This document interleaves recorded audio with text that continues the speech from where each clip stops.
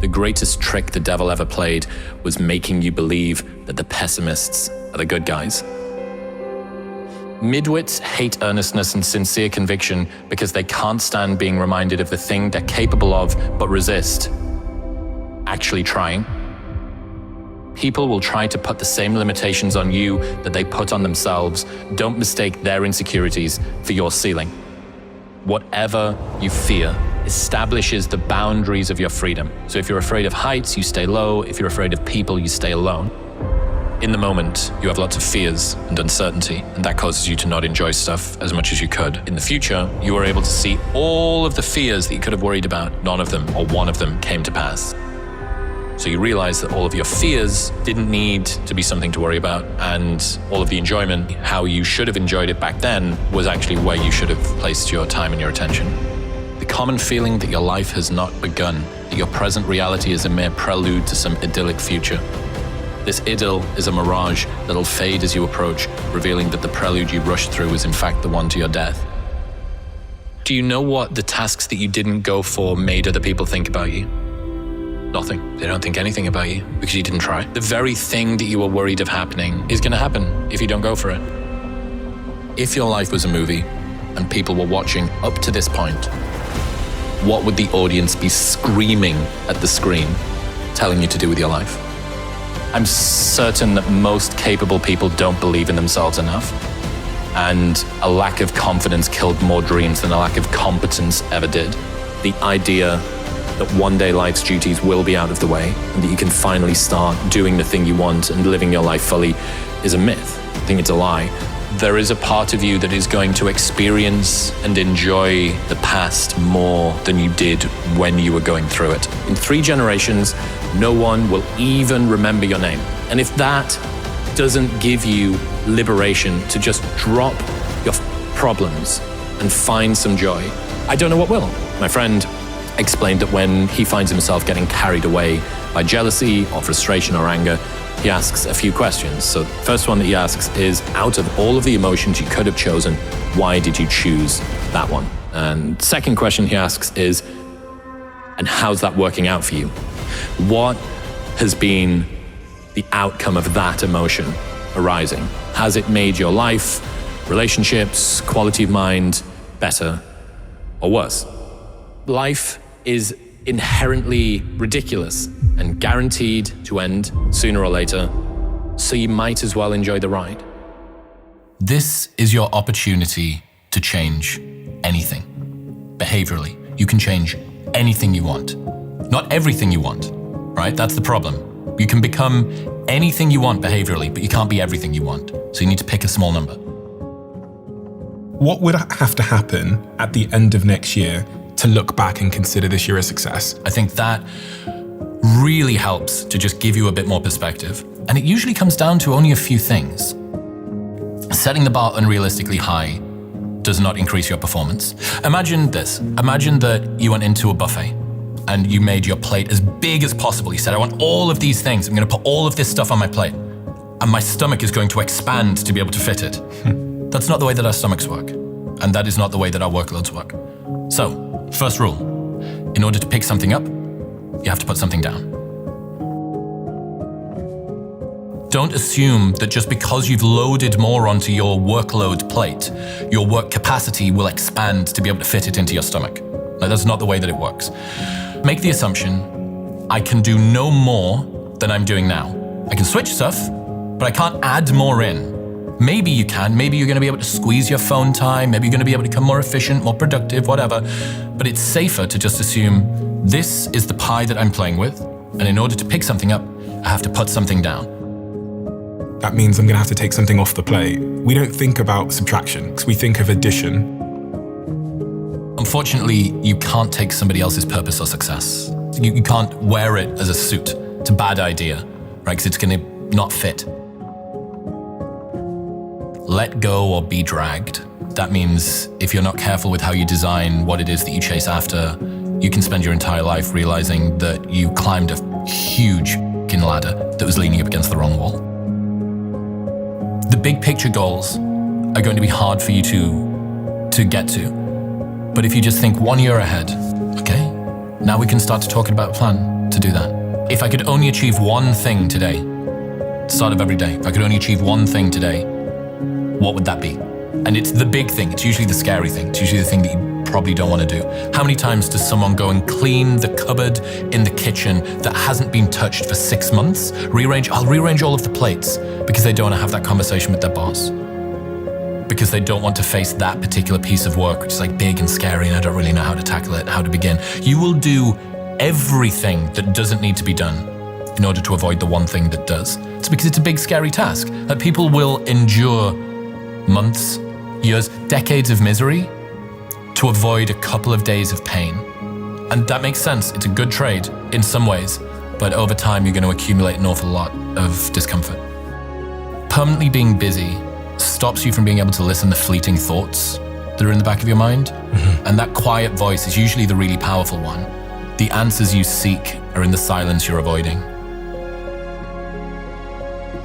So, lessons about problems and stress. Number 1, problems are a feature of life, not a bug. And there will never come a time when you have no problems. What, you think you were going to wake up one day and there'd be no more problems, like completing a video game level and going to a map where there's nothing there? Right? Things are always going to incur problems.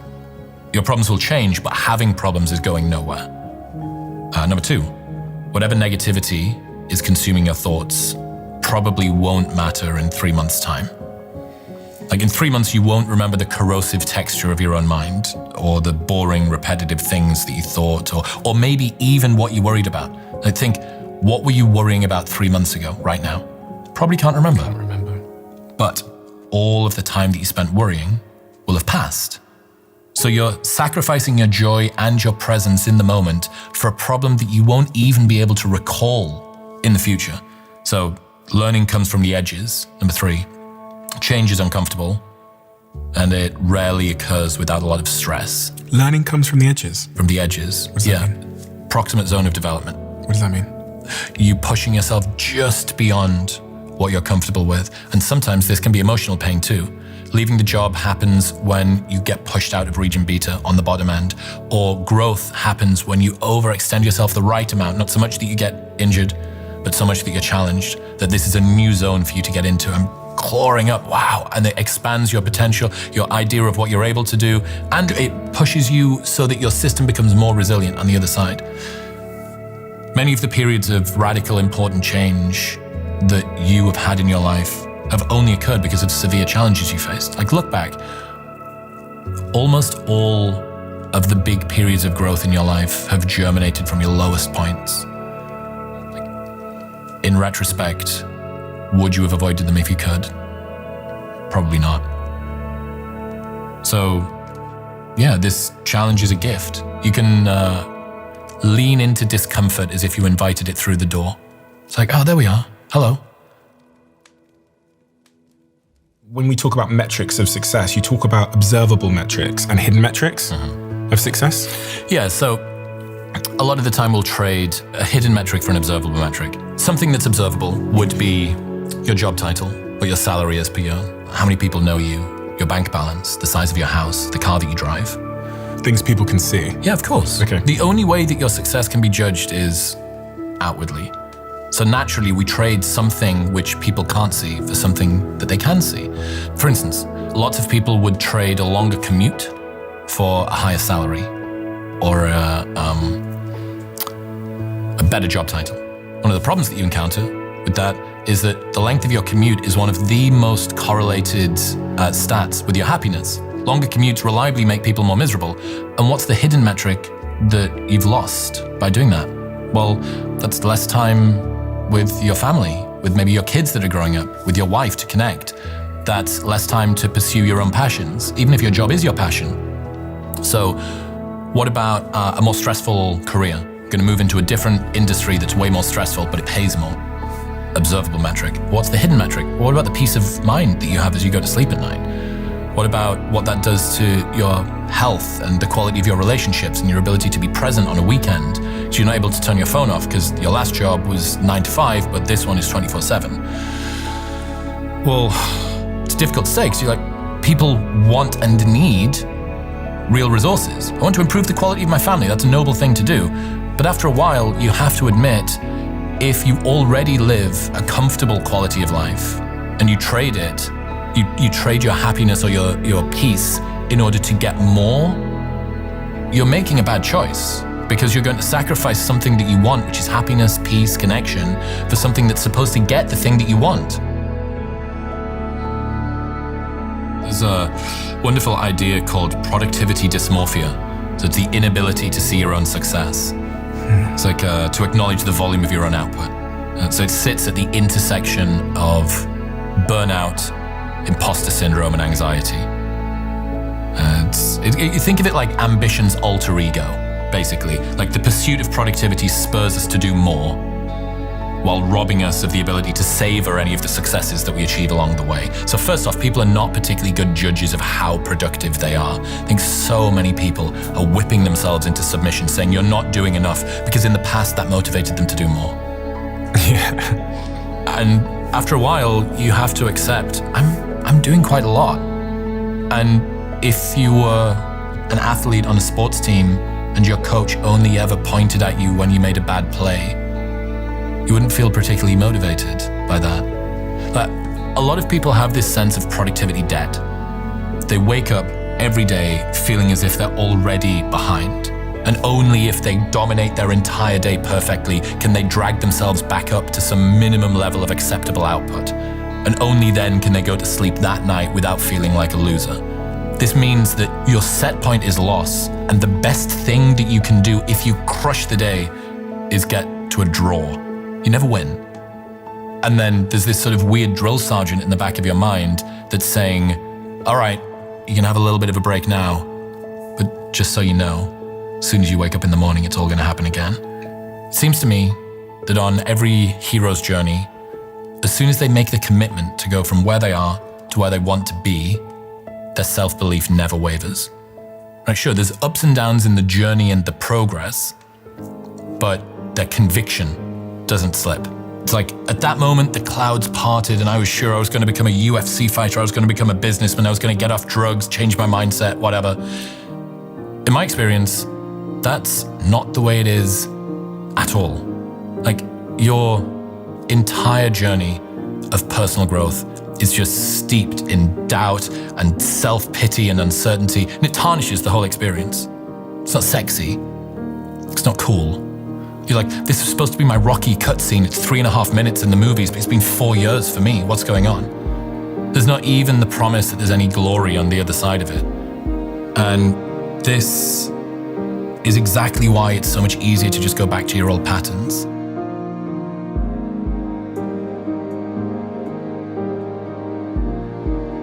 I guess this lonely chapter idea is a consequence of what will happen when you go in pursuit of a big goal. You want to start the business, you want to quit the job, whatever. Explain to me what the lonely chapter is. The lonely chapter describes a time in your life where you're so developed that you can't really resonate with your old set of friends, but you're not yet sufficiently developed that you've built a new set of friends. Give me an example. You have decided to stop drinking. Your New Year's resolution is 6 months, I'm going to stop drinking. You can go out with your friends that want to go to the pub on an evening time, but you feel a little bit ostracized. So your change is creating some friction between you and them. Your friends like to play Xbox on an evening time, and that's how they hang out, but you want to start going to the gym. But your friends don't go to the gym, and then when you do hang out with them, you're talking about the gym because that's your new thing. And they're still talking about Xbox. So there is a friction that happens as you try to grow. Because if your friends don't grow at the same pace as you, you don't speak the same language. A friend referred to it as changing your dialect so much so that over time you and your friends don't even speak the same language anymore. And it's very uncomfortable because it's tempting to go back to the old life that you're used to, the old patterns, the old routines, the old friend groups, the old everything. And you have to stop doing the things that you know bring you validation in the moment to start doing things that you have no idea about whether it'll actually work. Like, you're going to tell me that I'm not going to go out with my friends this weekend because I'm going to keep my meditation streak going. Who even knows if meditation works, right? It's so much easier to just stay in the routine that you were previously, doing the same sort of things. For you to pull away from that, you're going to have to do stuff usually that makes you more different, more easy to be mocked, and more alone. And the initial sad reality is that on your journey of personal growth, at some point, you may need to leave a group of friends behind who aren't growing at the same pace as you. But the really sad reality is that if you do it a lot, you may have to do this multiple times throughout your life. And it's not a value judgment about who's better or who's worse. It's just a stark reality of what happens when you start to make changes in your life. People make small changes, they do little things, lose 5 pounds, or they change companies. But how many people do you know that have really changed their mindset, lost 50 or 100 pounds, or changed careers, or moved from the city that they grew up in? It's rarer.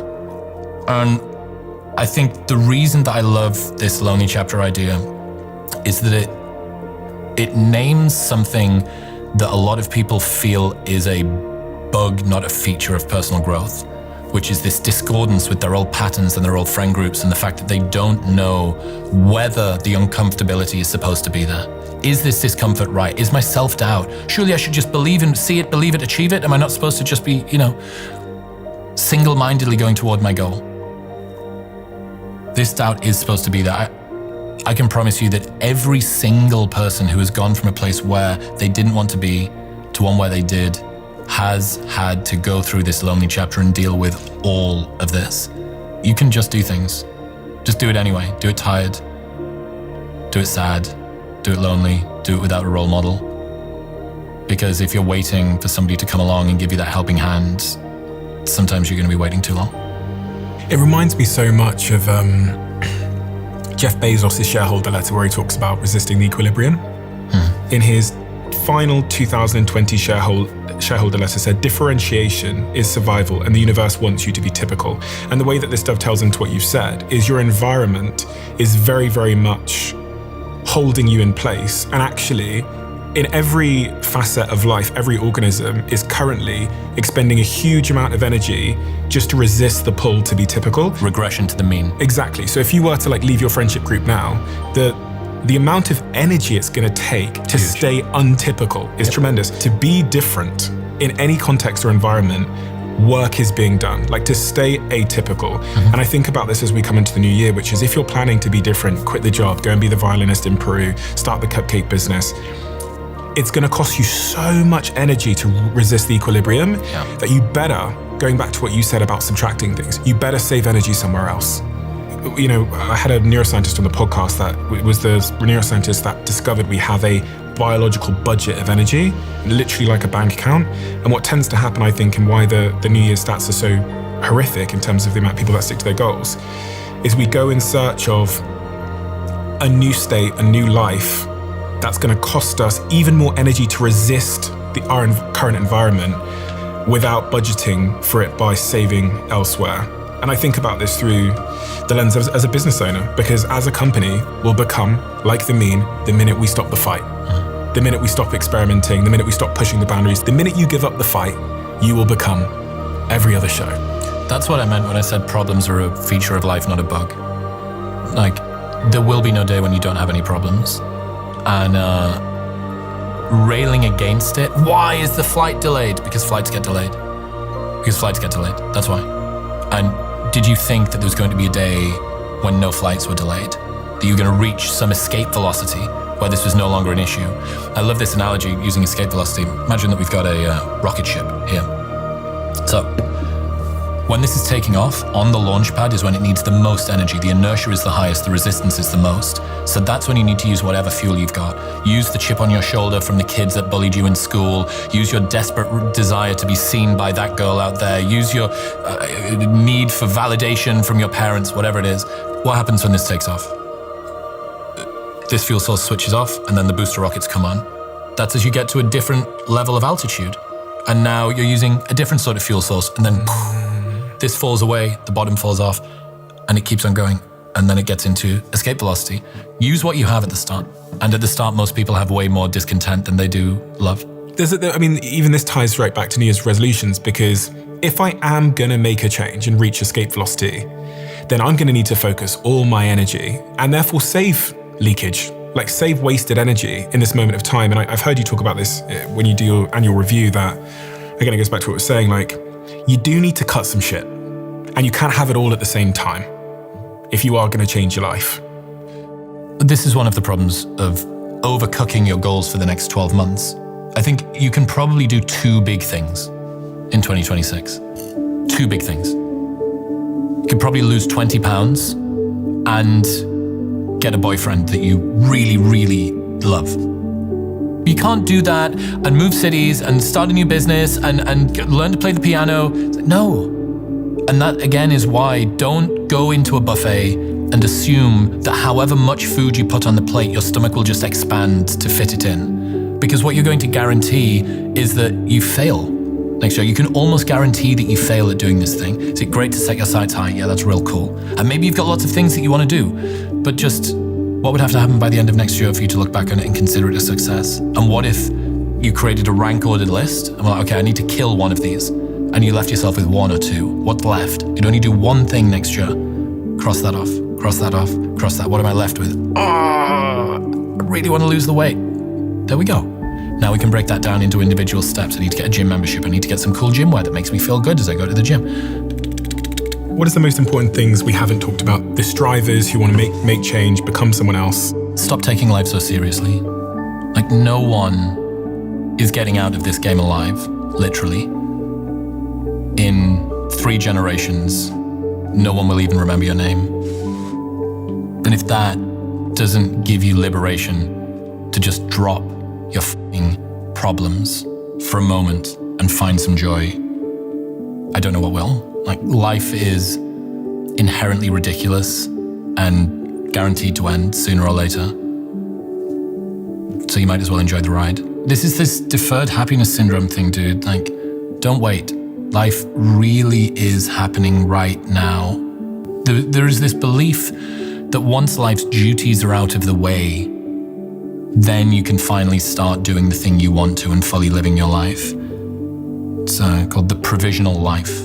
This sort of strange feeling that you're not yet in your real life. For now, you're doing this thing or that, but there's always the fantasy that at some point in future, the real thing will come about.